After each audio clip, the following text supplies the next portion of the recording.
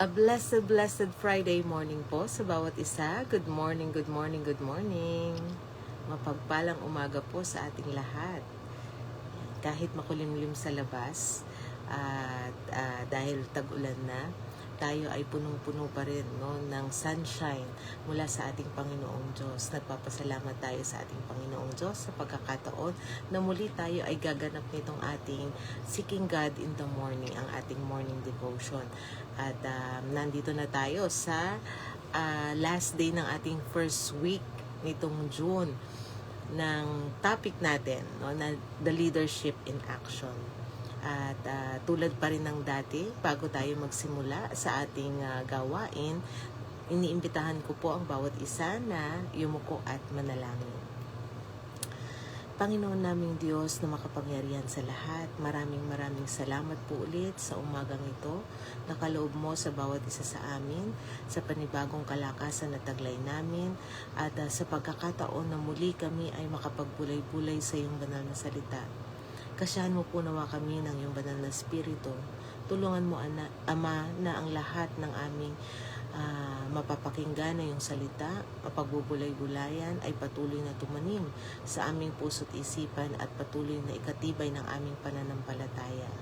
Bigyan mo po kami, Panginoon, ng kalakasan para gawin, Panginoon, ang lahat ng nais mo at maging liwanag kami, Panginoon, sa mga taong nakakasalamuhan namin.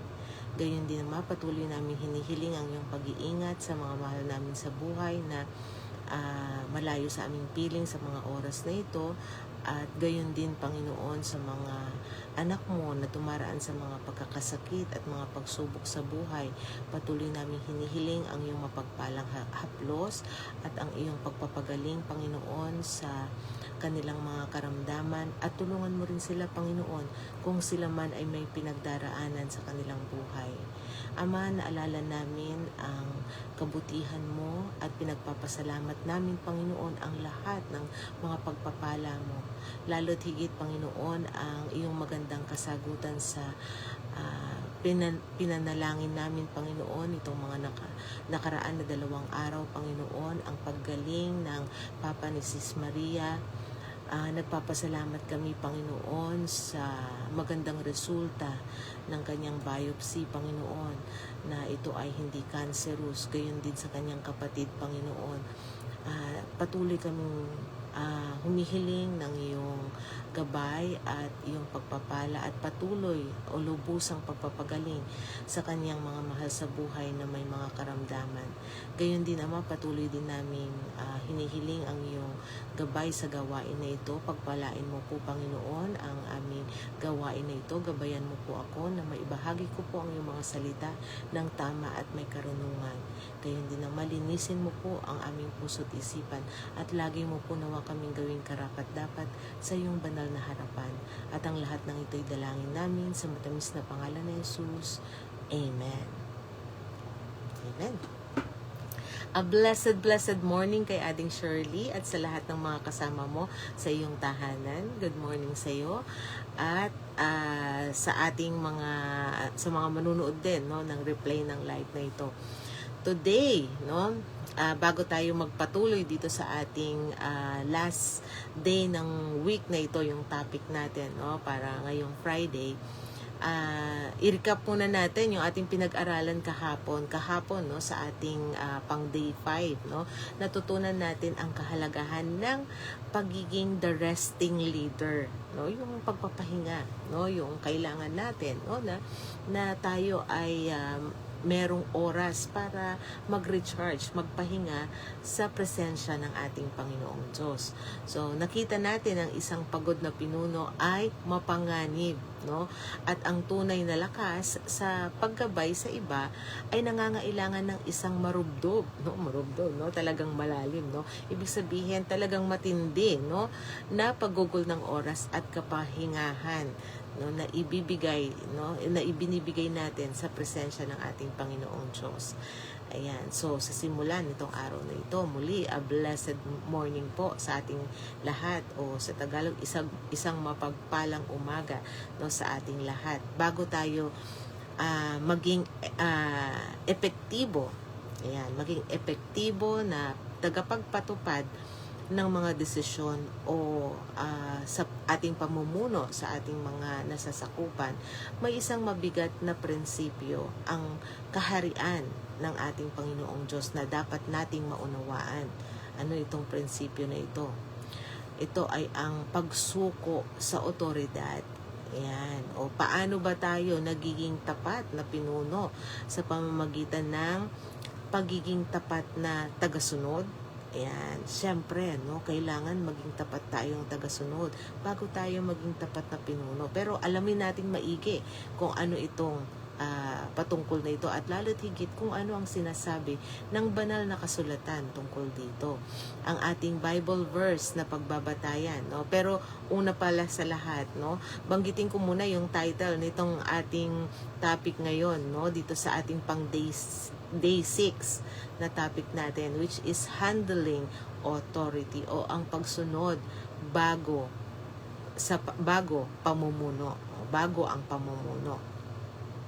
Okay, sa ating Bible verse na ating pagbabatayan, ito ay ating matatagpuan sa aklat ng Roma, Kapitulo 13, versikulo 1. At ito ang sinasabi sa King James Version. Ang bawat kaluluwa ay pasakop sa mga mas mataas sa kapangyarihan, sapagkat walang kapangyarihan kundi sa Diyos, at ang mga kapangyarihang nagkakaisa ay hinirang ng Diyos. Amen. Pagpalain nawa ng Panginoong Diyos ang pagkabasa ng banal na kasulatan. Tayo ay pinaalalahanan, no, na dapat huwag tayong rebelde. Ayan. Ayaw ng Panginoong Diyos ang rebellious na anak. No? Kaya kailangan nating sumunod sa otoridad. No? Ang naluluklok, hindi yan basta nalagay sa posisyon dahil sa ginusto niya. Tandaan natin, no, na ang kapangyarihan ng ating Panginoong Diyos, yun ang kumikilos, no? Parang isang tao ay talagang maluklok, no? Minsan mag-iisip ka, magtataka ka, bakit ba ito ang nailagay? Hindi naman ito karapat-dapat dyan, hindi naman siya marunong, hindi naman malinis ang kanyang puso, no? Minsan napakadami nating question doon sa mga nailalagay sa posisyon. Pero tandaan natin, no, hindi yan malalagay kung walang pahintulot ng ating Panginoong Diyos. So ngayon, iisipin mo, bakit naman ganun ang ating Panginoong Diyos? No? Hindi natin alam, hindi natin sakop, no? Hindi natin saklaw ang kapangyarihan at karunungan na meron ng ating Panginoong Diyos. Pero tayo bilang kanyang anak, no, karapatan na dapat tayo ay sumunod at magpasakop at magtiwala sa nais ng ating Panginoong Diyos. Hindi naman natin alam in the future, no? Pwedeng kahit pwedeng sa kahinaan ng isang pinuno, no, doon pala napagkakaisa, no, ang kanyang nasasakupan. Hindi natin alam, no, kung ano ang dahilan, pero ang Panginoong Diyos, siya ang nakakakita. Kaya tayo dapat marunong tayong magpasakop. Ayan. So sa ating kultura kasi, madalas nating isipin na ang pagiging leader ay nangangahulugang ikaw yung may hawak o nasa iyo, no, yung huling batas at wala ka nang kailangang pakinggan. Bakit? Kasi 'di ba, naiisip mo na hindi naman yan nakaupo diyan kung hindi natin ibinoto, kung hindi pinili ng taong bayan. Ayan. So, ang nasa isip natin kaya yan nakaupo diyan dahil kasi ako, no, isa ako sa mga naglagay sa kanya, mga ganon, no. Ngunit, no, sa ekonomiya ng ating Panginoong Diyos, ang isang taong hindi marunong sumunod sa otoridad ay walang karapatang humawak ng otoridad, no. Wala rin siyang karapatang maging leader kung hindi siya marunong sumunod sa nakakasakop sa kanya upang epektibo nating magawa ang ating tungkulin, no? Lalo na dito sa ating topic na ito, na yung ating subtitle dito sa ating Leadership in Action ay Charting the Course, no?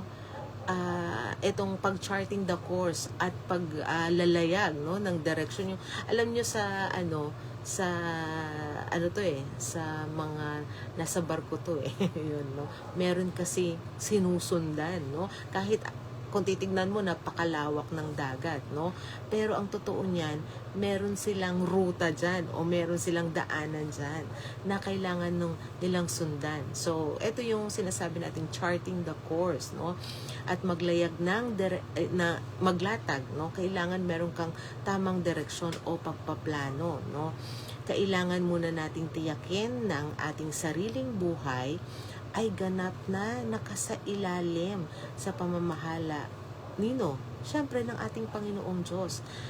At gayon din no ng mga pinunong inilagay niya no sa ibabaw natin o sa ating namumuno sa atin no.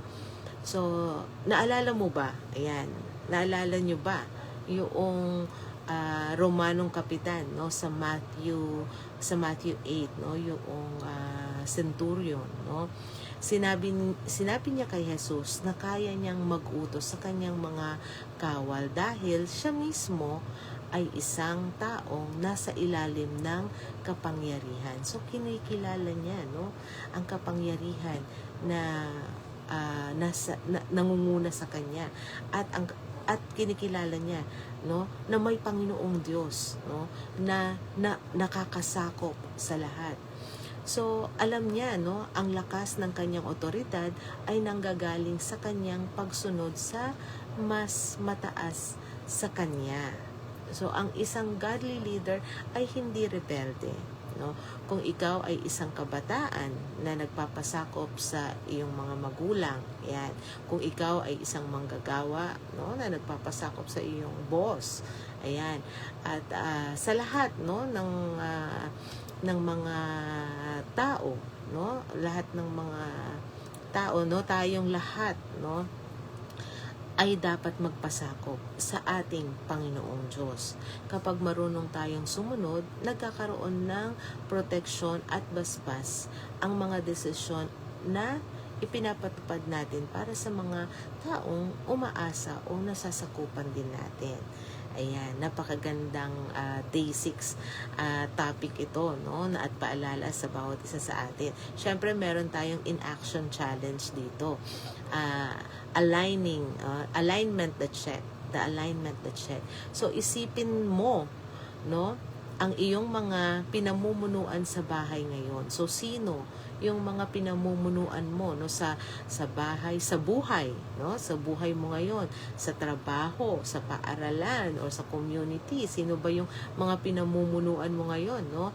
Pwedeng ang iyong mga magulang, no? O pwedeng ang iyong boss o yun nga no, binanggit ko sa trabaho, ang iyong pastor sa iglesia o ang mga nasa otoridad, no? Mga namamahala sa atin. So, ito ang ating in-action challenge. Mayroon ka bang idinadaing o inirereklamong desisyon nila? Nako, yan, sa ating mga anak. Tanungin natin yung ating mga anak.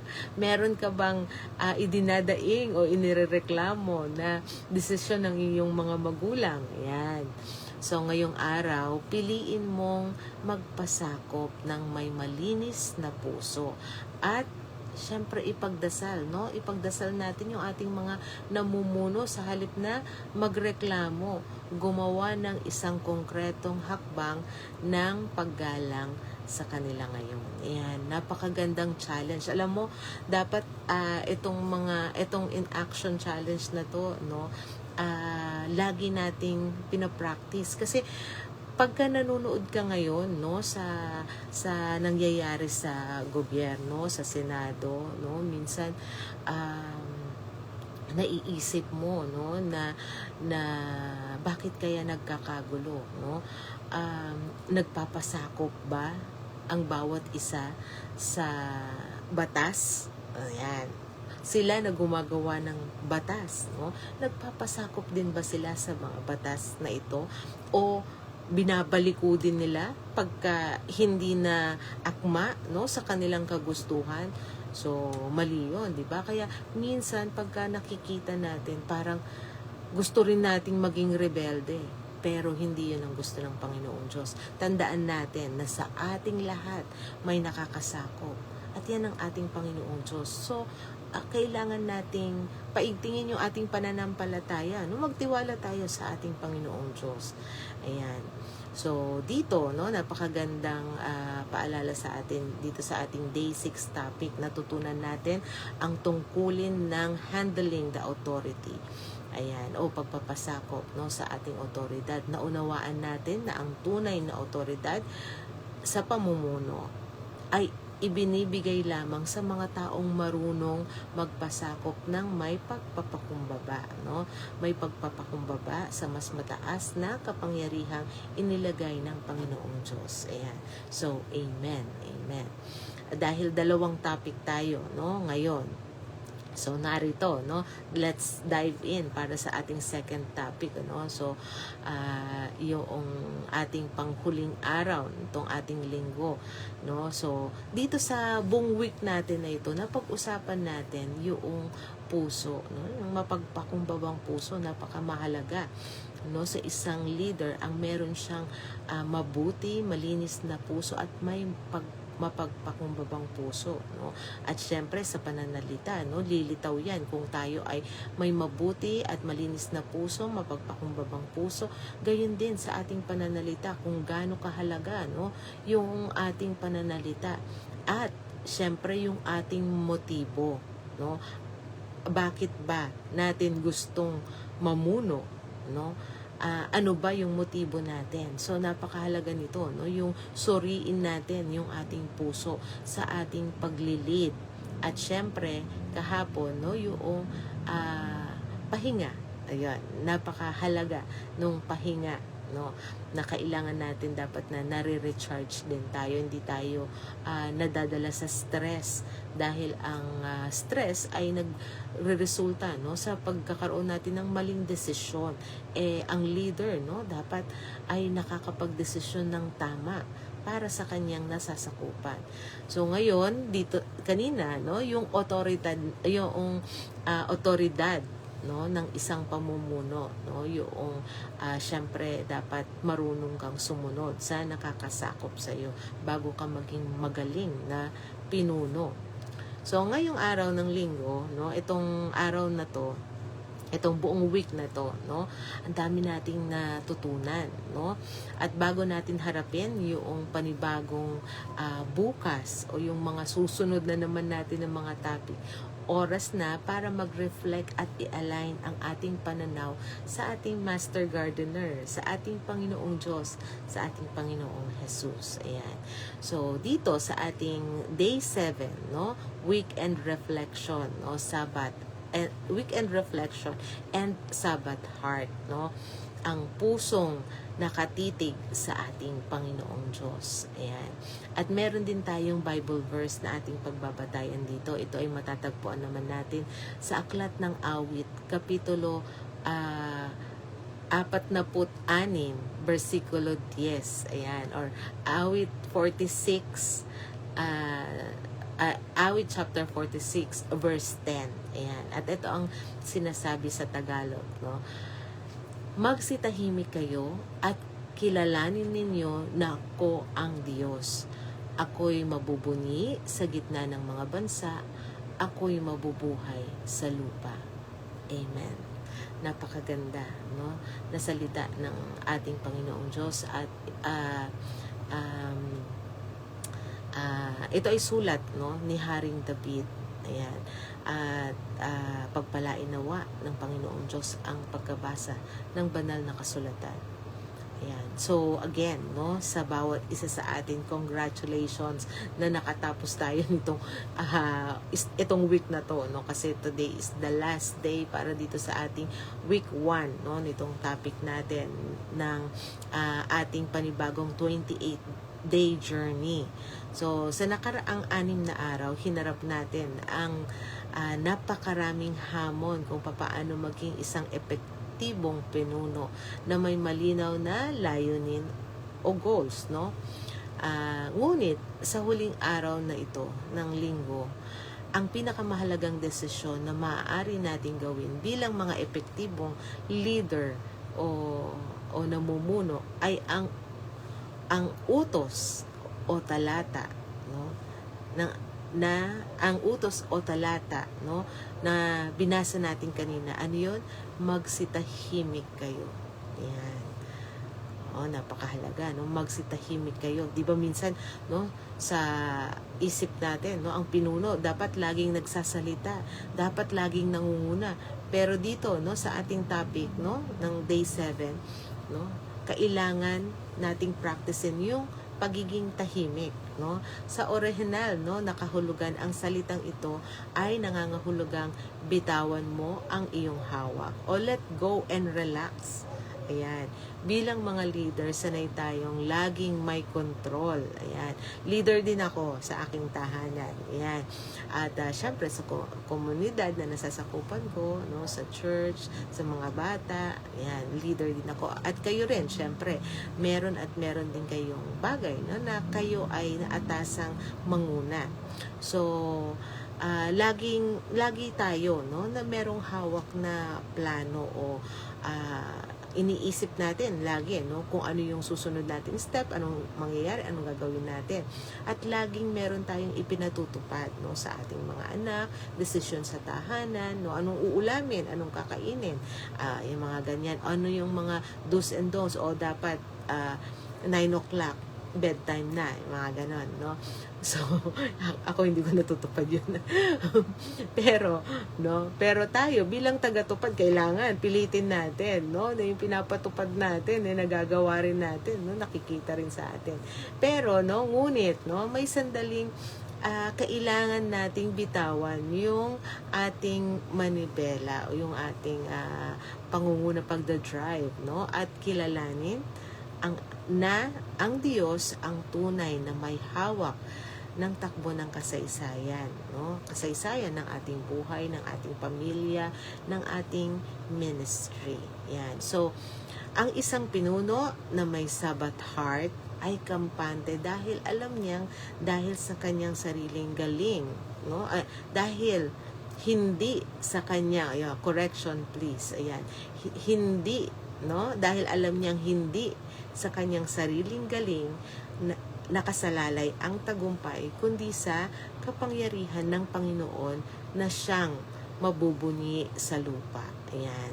So, amen. Napakagandang paalala yan sa atin, no? So, sa dami ng ating mga pinag-aralan sa nitong week na ito, no, kailangan nating mag-relax ngayong weekend, no, sa pamamagitan ng pagkakaloob natin ng oras natin, yung ating full focus sa ating Panginoong Diyos, no?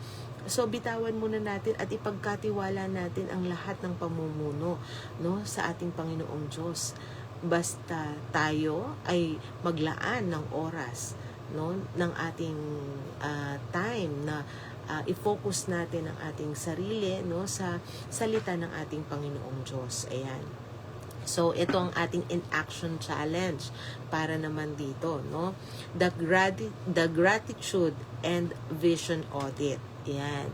So, maglaan tayo ng 15 minutes ngayong araw na to para sa isang lingguhang pagsusuri. Ayan.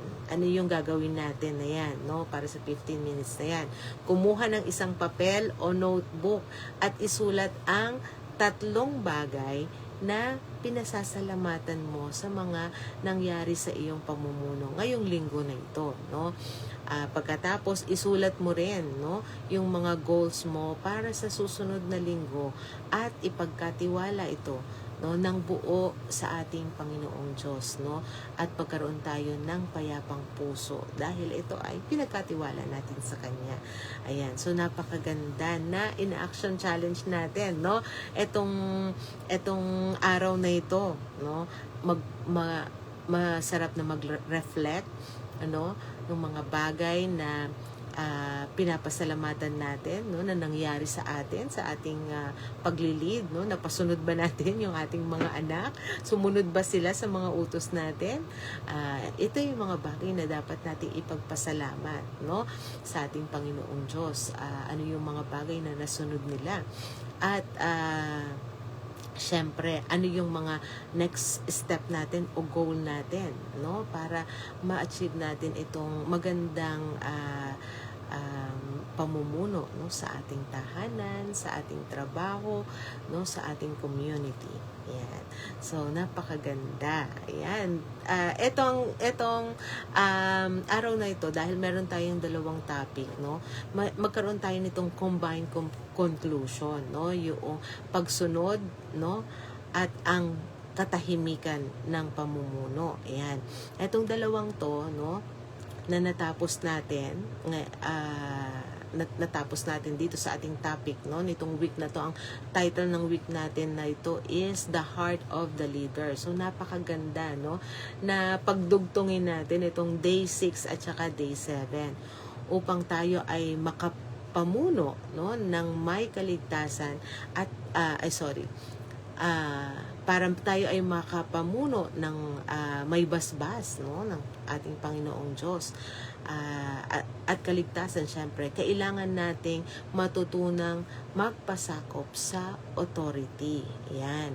Ang pagsunod na ito ay hindi pabigat, kundi isang proteksyon na nagdadala sa atin sa isang posisyon na banal, no? Banal na katahimikan at tiwala. Ayan, yun yung ating day 7, no? Banal na katahimikan at tiwala. So, kapag ang isang pinuno ay marunong sumunod, no, sa Diyos, sa kanyang mga nakakataas sa kanya o nakakasakop sa kanya,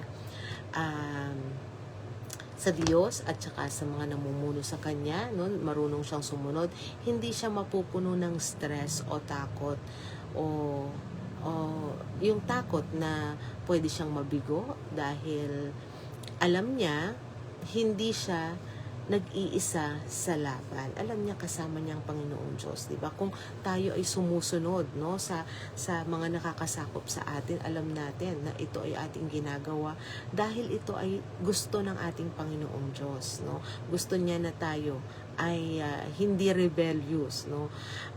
Kundi marunong sumunod, no, sa authority. So nagagawa ng taong 'to, no, na tumahimik, no? Yung taong marunong sumunod ay magagawang tumahimik at bitawan yung control dahil ang kanyang puso ay ganap na naka-align sa ating Panginoong Diyos. Ayan. So, ang tunay na leadership in action, charting the course, aligning the vision. Yan po yung buong title, no, ng ating topic, ng ating series nitong month na to, no. Ito ay nagsisimula sa isang pusong marunong tumalima sa utos at marunong manahimik sa presensya ng ating Panginoong Diyos. Handa ka na, no? Handa na tayo para sa mga susunod pa nating aralin, no? Itong darating na linggo, no? So, na-wrap up natin, napakagandang mga takeaways natin itong buong linggo na ito. So, muli, tayo ay mag-rest, mag-relax, no? Stress-free at manambahan, no? Para sa ihanda ang ating sarili para sa pananambahan itong darating na linggo. At syempre, magsisimula ulit, no, ang ating week 2, ang ating pag-aaral dito sa ating leadership in action. Leadership in action, charting the course, aligning the vision. Ayan. At bago tayo magtapos dito sa ating devotion na ito, sa ating morning devotion, tayo po muna ay yumuko at manalangin. Panginoon naming Diyos na makapangyarihan sa lahat, Ama, maraming salamat po sa napakagandang lesson na ito na aming natutunan sa umagang ito at sa mga nakaraang araw, Panginoon, na siyang bumuo nitong week 1 namin na topic, Panginoon, dito sa Leadership in Action. Thank you, Lord, sa pagpapakita sa amin ng kahalagahan ng pagsunod sa mga namumuno sa amin. Bigyan mo kami ng puso, Panginoon, na marunong sumunod at tumalima, Panginoon, sa iyong mga utos at gayon din sa mga utos ng mga taong inilalagay mo sa aming unahan. At Ama, tulungan mo rin kami, Panginoon, na laging tumalima anuman ang mga bitbitin namin, anuman ang aming mga pinagdaraanan, isipin o problema, Panginoon, itinataas namin ito sa iyo at ipinagkakatiwala, Panginoon, at tulungan mo na kami ay lumago sa aming buhay Kristiyano. Lalo na, Panginoon, sa iyong pangunguna, tulungan mo na kami ay maging liwanag sa mga tao nasasakupan namin. At tulungan mo rin, Panginoon, na ang mga nakakasakop sa amin ay meron ding puso, Panginoon, na sumunod sa iyo. Tulungan mo, Panginoon, mula sa nakakasakop sa bansang ito, sa mga namumuno sa bansang ito, Panginoon, at namumuno sa aming komunidad, at gayon din sa pamumuno sa aming tahanan, Panginoon. Idinadalangin namin, itinataas namin ito sa iyo, Panginoon, at ipinagkakatiwala na ikaw po, Panginoon, ang siyang mag-lead, mag-correct sa aming mga puso, Panginoon, upang kami ay maging mabuting mga pinuno sa kung saan mo kami itinalaga, Panginoon, at sa mga taong pinahintulot mo aming masakupan. At Ama, lagi mo po nawa kaming gawing karapat-dapat sa napakadami mo pong biyaya at pagpapala sa amin. At ang lahat ng ito'y dalangin namin sa matamis na pangalan ni Jesus. Amen. Amen. A blessed morning po ulit sa ating lahat. At meron pa tayong kasama.